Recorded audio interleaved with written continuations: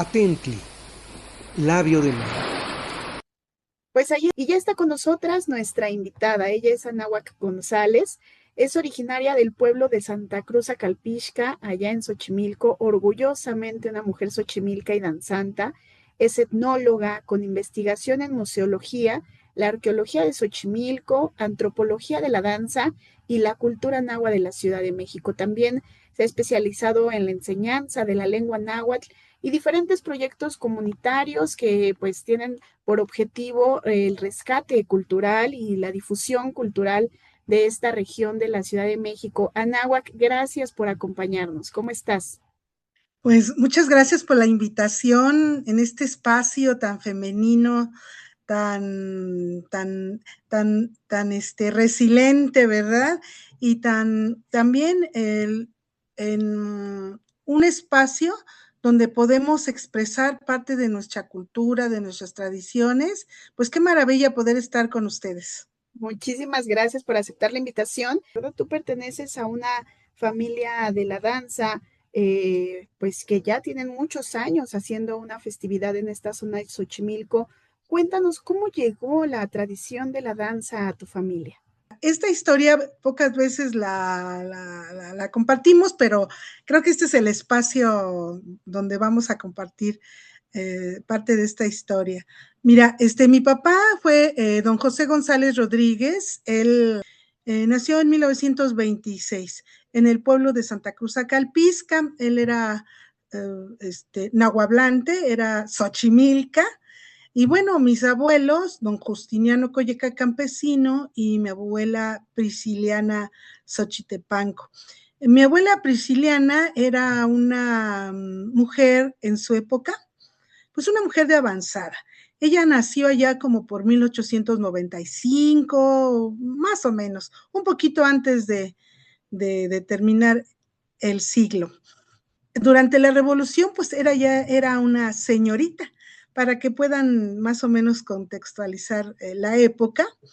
Y mi abuelo, bueno, mi abuela estudió hasta la primaria.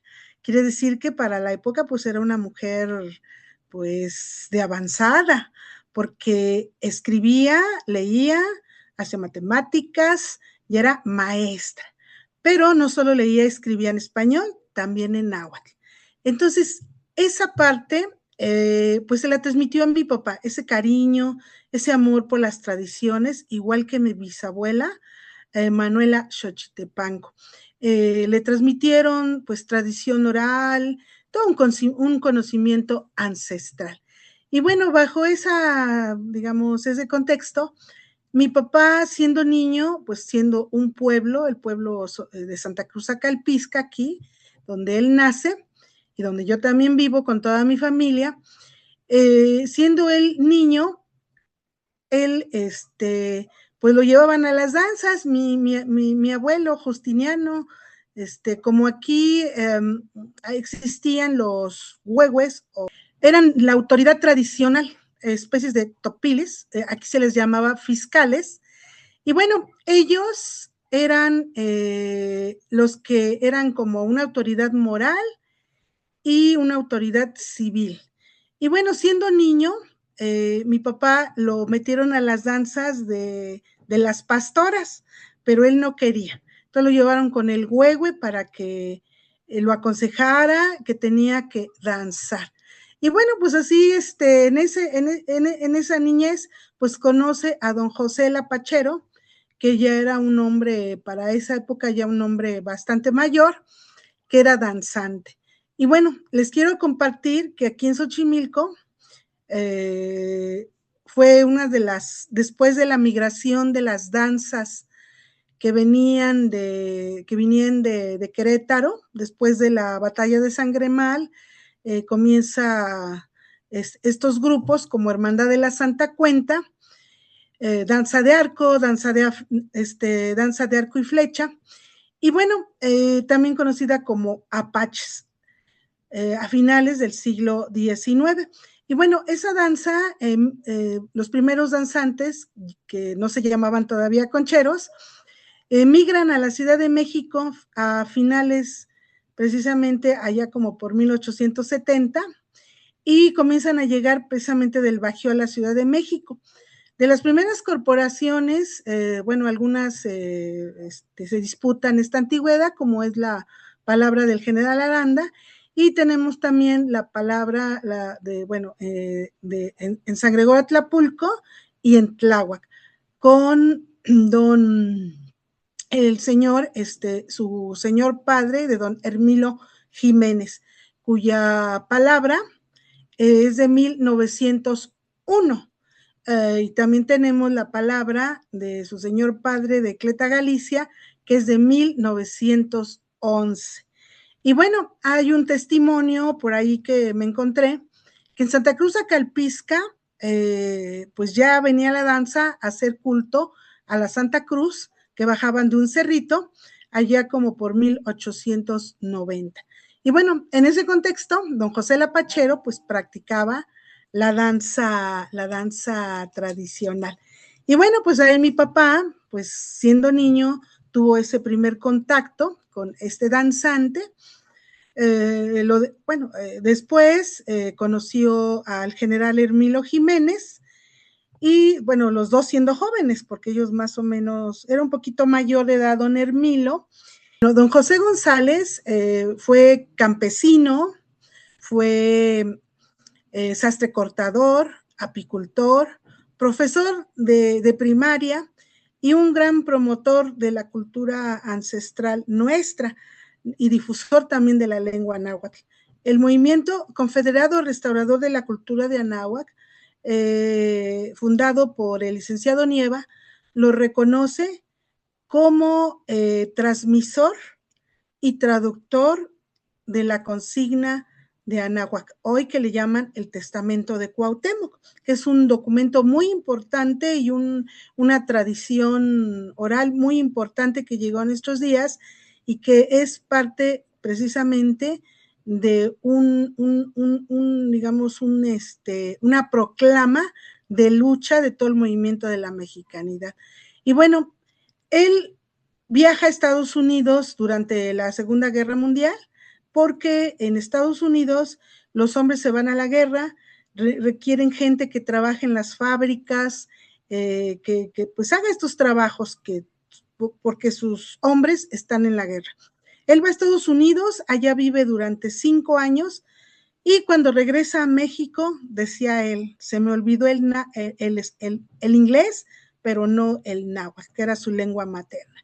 Entonces, aquí conoce al licenciado Nieva y otras personalidades de aquel tiempo, y es miembro fundador de este movimiento, el Movimiento Confederado Restaurador de la Cultura de Anáhuac. Posteriormente, cuando muere el dirigente de este movimiento, pues también en algún momento participamos en el Semánahuatl Tlamachtiloyan. En aquel tiempo, pues nosotros fuimos 10 hermanos, 8 mujeres y 2 varones. Entonces éramos, bueno, los más grandes pues estaban chiquillos, y entonces mi papá, pues todo este cariño, todo este amor que tenía las danzas, la ritualidad, todo este movimiento que se estaba generando en aquel tiempo, pues él ya tenía muchas ganas de formar su grupo ya de danza. Entonces, pues tenía yo en ese tiempo 14 años, mis hermanas, la más chiquita tenía 3 años. Mi hermana, la más pequeña, que se llama Aclani, ella tenía 3 años, aprendió a caminar y a danzar al mismo tiempo. Empezamos los ensayos en 1979, y en mediados del 79 y en febrero del año 80, con unos vestidos que nos hizo una prima, no era manta, era una tela blanca, con unas pequeñas aplicaciones de telas de colores con grecas, comenzamos a danzar. Nuestras plumas pues eran plumitas de avestruz, así en aquel tiempo, ¿no? Empezamos así como todos los grupos, pues desde abajo. Y pues ya éramos puras niñas y niños, era prácticamente un grupo infantil. Pero en aquel tiempo, como mi padre nos incorporó con el general Hermilo Jiménez. Ahí llegamos, ahí continuamos, y bueno, él cariñosamente nos decía las niñas de Xochimilco. O sea, ahí vienen las niñas de Xochimilco. Y desde ahí son las Pues, Xochimilcas, claro. desde ahí parece que sí. Y bueno, pues desde el 80 a la fecha, pues ya pasó bastante, 46 años. Pues mis hermanas, todas practican la danza, mis hermanos, sus esposos, sus hijos, y bueno, mi papá fallece en el año 89, y ese tiempo, bueno, él fue la cabeza del grupo, y del 89 hasta el 20, mi señora madre, doña Eustolia González, pues ese cargo de la danza, ella llevaba a todas las hermanas, Doña los Tolita. hermanos, doña Tolita. Y bueno, pues ella, pues prácticamente hasta su último aliento, pues dijo, pues no lo dejó, incluso llegó a las ceremonias con su sillita de ruedas y su enfermero que parecía su ángel porque vestía de blanco, pues la llevaba y la traía mientras nosotros andábamos en la danza, el vestuario, o nosotras mismas, las hermanas, pues la llevaban y la traían en el taxi, porque pues aunque ella ya no físicamente, ya no tenía todas al 100% físicamente sus facultades, pero pues ella quería estar, ¿no? A veces nada más sentadita o se paraba, bailaba ahí unos pasitos y volvía a descansar. Ella falleció en el 20, no, perdón, en el 19, en el 19, en el 2019, antes de la pandemia. Y bueno, pues nos deja a los hermanos, y pues todos los hermanos pues seguimos continuando. Ya ahorita, pues los más grandes ya somos tercera edad. Y bueno, digamos, los jóvenes, pues ya son ya todos unos señores, pues ya estamos en esta etapa de vida. Y Es una, bueno, ajá. No, dime, que dime. es una historia muy bonita y ha sido muy generosa al narrárnosla en poquitos minutos. Nos enteramos de una larga historia que viene desde 1890 y como toda esta trayectoria de tus padres y quienes pues las conocemos bien por la danza, pues eso, miramos también esta forma tan peculiar de las Xochimilcas, ¿no? En sus trajes coloridos, en portar la chaquira, los bordados. ¿Cuál dirías que es como el estado actual de la palabra de las Xochimilcas? Bueno, mira, bueno, ya las más grandes, pues ya, las rodillas luego ya no nos funcionan bien, pero, bueno, te quiero compartir que antes nuestro vestuario, como te platiqué, nos los hizo una prima.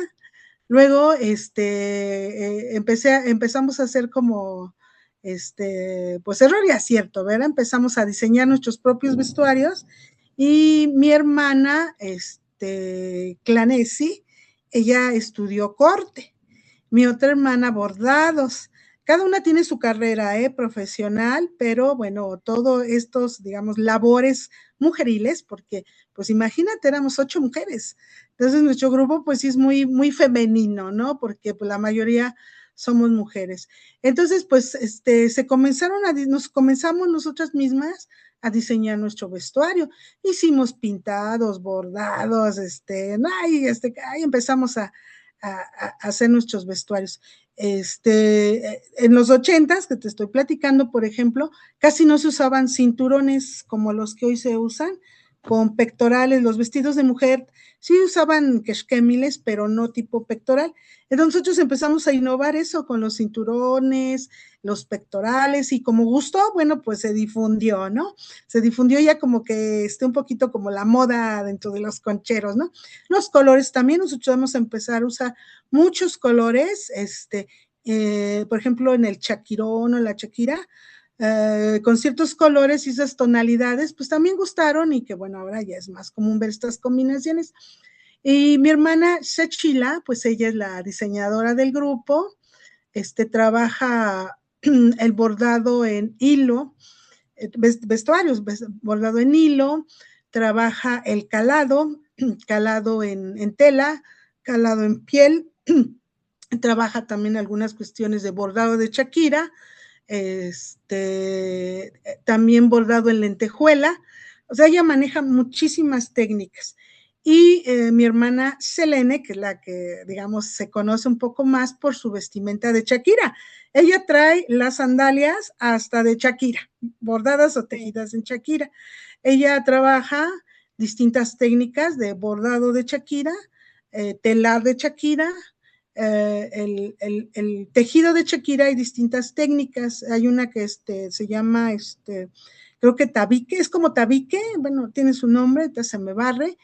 Y también hay otra que es de 3, entonces ella maneja muchas técnicas y bueno, tiene unos trajes espectaculares. Claro. El grupo que te decía, que iniciamos en el 79 y en el 80 oficialmente, nuestra primera marcha, ¿verdad? O danza, fue precisamente en el santuario de la Virgen de los Dolores en Jaltocán, aquí en Xochimilco. De ahí, pues uno es danzante, aunque uno no dance, ¿verdad? Porque nuestro corazón y nuestra alma abraza esta tradición. El grupo hemos así, aunque no nos veamos tan grandes, ¿verdad? Mis hermanas son gente joven, pues ya tienen más de 46 años, ¿no? En esto, algunas te digo, como mi hermana Clany, pues ella prácticamente toda su vida, hasta su último aliento, pues fue la danza. Ella en sus últimos días, ella estuvo bastante enferma, pero yo decía, ¿cómo puede moverse? ¿No? Ya se veía muy débil, pero dices que esto a mí me levanta, me da vida la danza. Y bueno, pues ella así fue hasta su último aliento. Su corazón estuvo en la danza.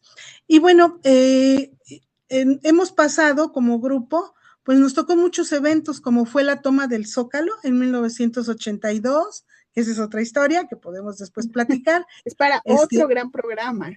Así es.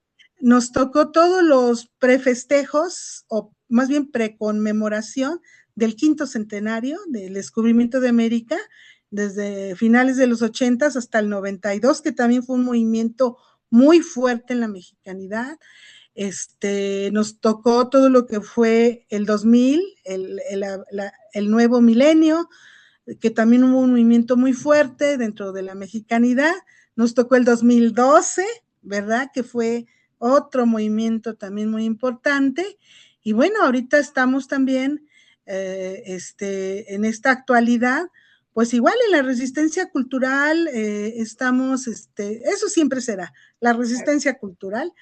Y bueno, seguimos así, a lo mejor ya con el dolor de rodillas, ¿verdad? O algunas otras situaciones de salud, pero ahí seguimos al pie de cañón en la resistencia cultural, pues ahora sí, hasta que el cuerpo aguante y Dios disponga, ¿verdad? Ahí así seguiremos.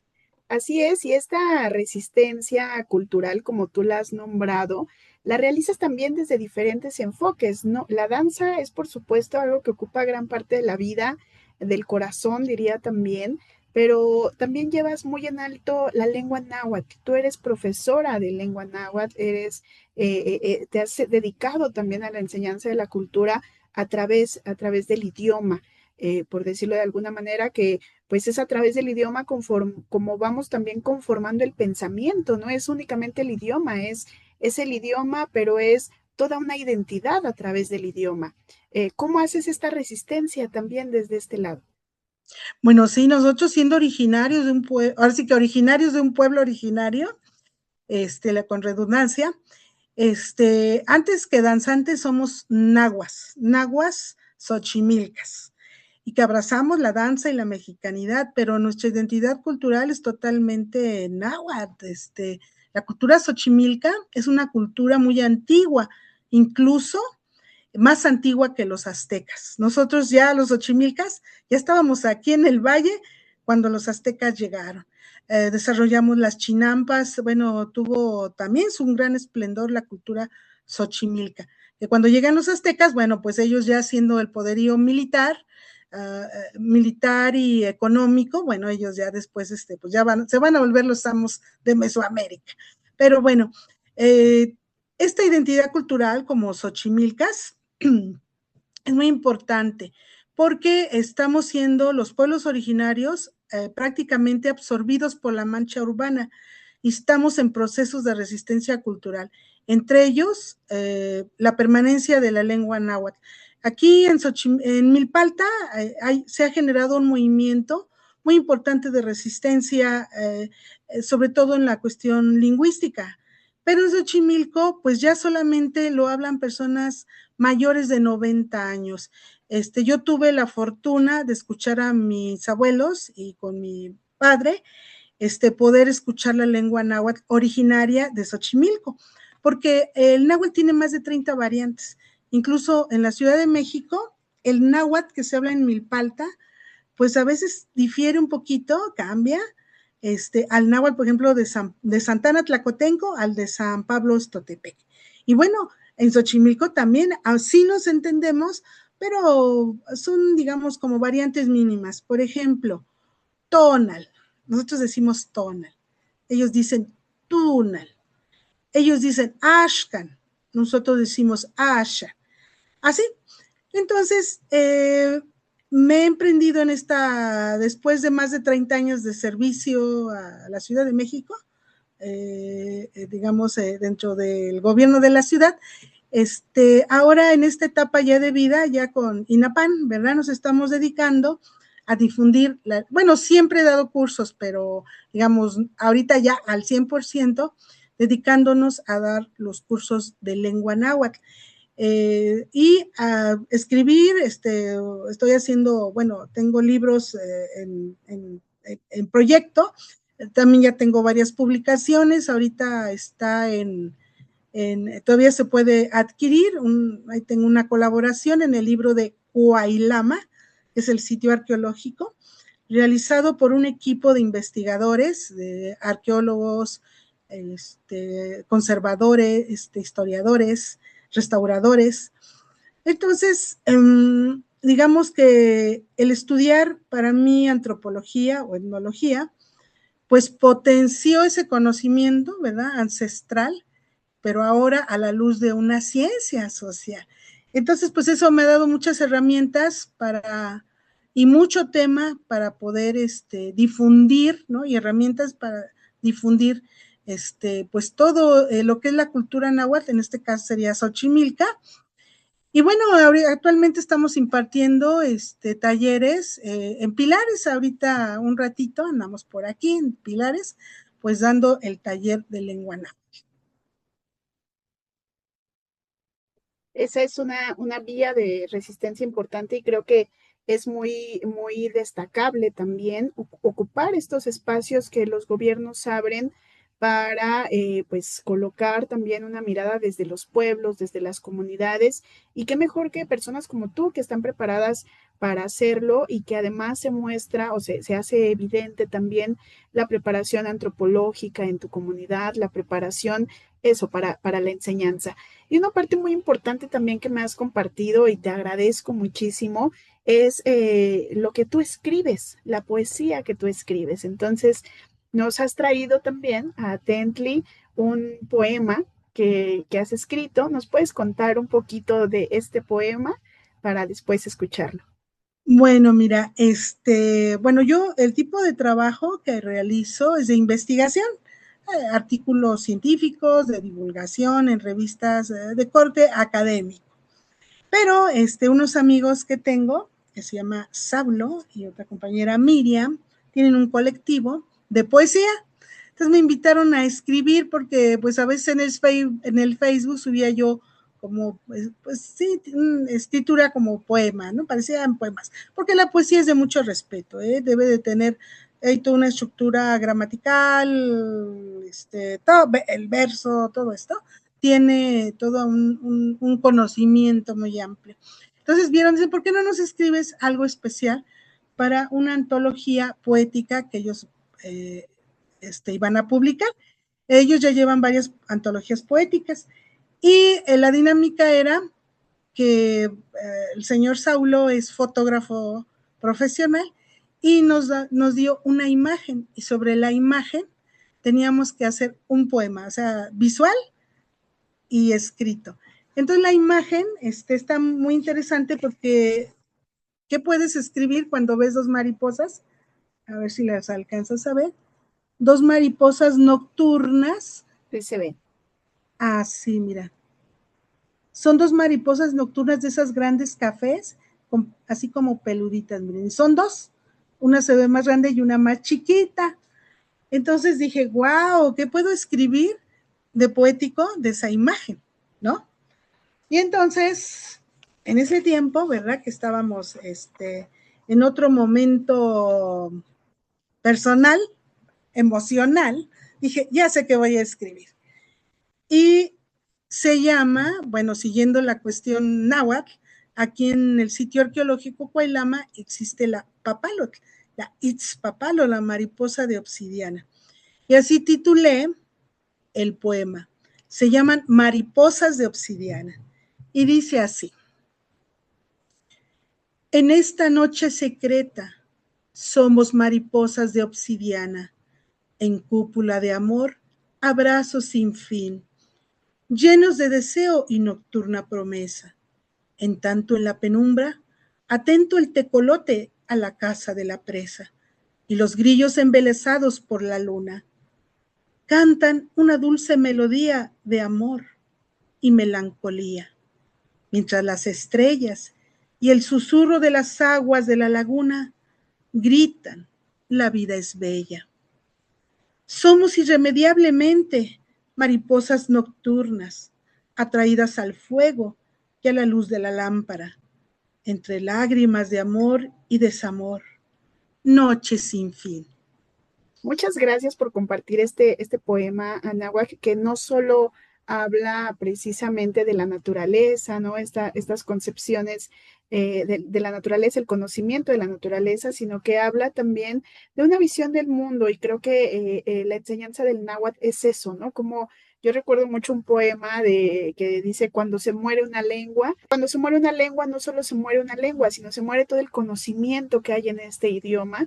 Entonces, eso, que podamos ir rescatando poco a poco no solo las lenguas de nuestro país, que aquí están presentes en la Ciudad de México, sino también pues toda la concepción del mundo que guardan estas maravillosas lenguas y que guardamos también a través de la poesía, de la literatura, de la danza, y que todas estas artes van sumando al conocimiento social y al conocimiento de los pueblos. Y bueno, nos acercamos lamentablemente hacia el final de este programa, pero no quiero irme sin antes hacerte una pregunta que le hago a todas nuestras invitadas, porque este programa Atently en esta edición lo hacemos de la mano con SEACAT y Palabra de Malinche. Y Palabra de Malinche somos pues un proyecto dedicado a las mujeres en la danza. Y tú como pues heredera, parte de un grupo de muchas mujeres, como nos lo has narrado, ¿qué mensaje de cierre te gustaría darle a las comadres, a las guerreras que nos están viendo en esta transmisión, pues en el motivo de la danza, ¿no? ¿Cómo preservar, cómo seguir siendo una resistencia, o por qué tendríamos que serlo incluso las mujeres dentro de la danza? Actualmente la modernidad nos está comiendo, la globalización, el cemento, los edificios, también se lleva las identidades culturales. Los pueblos originarios somos pueblos en resistencia porque no queremos ser iguales, o sea, la homogeneización, la globalización es que todos seamos iguales, a nivel no económico, sino como una ideología que todos compartamos, ¿no? Una identidad para todos. Y ya, no quiero morir culturalmente, me niego a morir culturalmente, ¿no? Y yo creo que pues todos nuestros grupos, 68 lenguas originarias, 68 culturas, 68 cosmovisiones, pues seguimos en la resistencia cultural. Gracias por acompañarnos en Atently. Ininashan Tonal Papaki, en este día muy feliz. Tlazocamati, gracias. Muchísimas gracias y vamos a